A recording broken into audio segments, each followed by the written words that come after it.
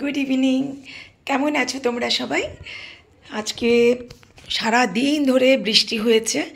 তো বৃষ্টিতে আমাদের এখানে যেমন জল জমে যায়, তো তোমাদের ওখানে কাদের কাদের ওখানে জল জমে একটু বলো।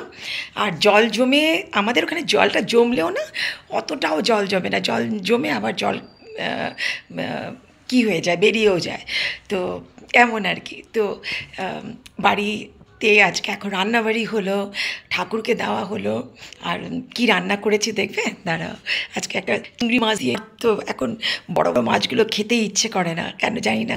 ওই অনিরুদ্ধ আচার্যর এগুলো দেখি, আর দেখে দেখে ওই মাছগুলো, মাংস, এগুলো আমি আর আর খাওয়ার মধ্যে নেই, মানে আমার ভালো লাগে না। তো চিংড়ি মাছটা এখনও আমার পছন্দ হচ্ছে, তো ওটা রান্না হচ্ছে একটু বাড়িতে।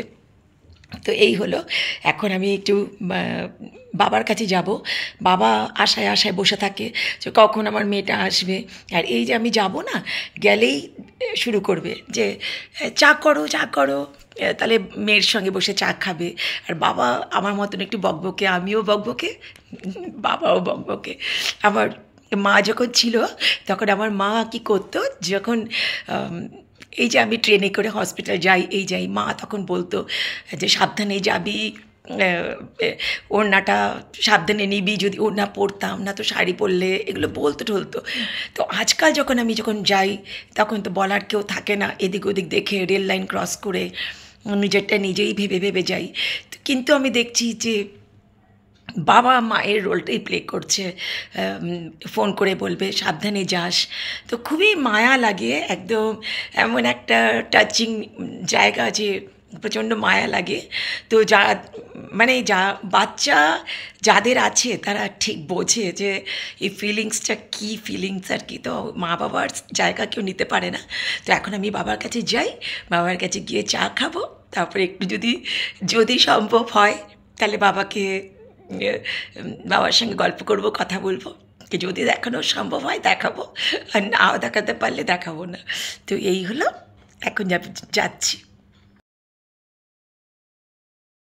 বাবা, তুমি কি কিছু বলবে? তুমি কি বলবে কিছু? বলো। To all my well wishers and admirers, today I shall give you three important quotations, and you try to follow those quotations and you will succeed in life if you can follow it properly. Number one, we live by chance, love by choice, and kills by profession. Always you remember this. Number two, it is impossible to know the present and the direction of the future without knowing the past. The past of everything is very important before you come to any conclusion. If you want to succeed in life, you must be academically strong, intellectually active, and culturally sensitive. These three things are very important. আবার পরে আবার বাবাকে একদিন নিয়ে আসবো। তো thank you very much for watching.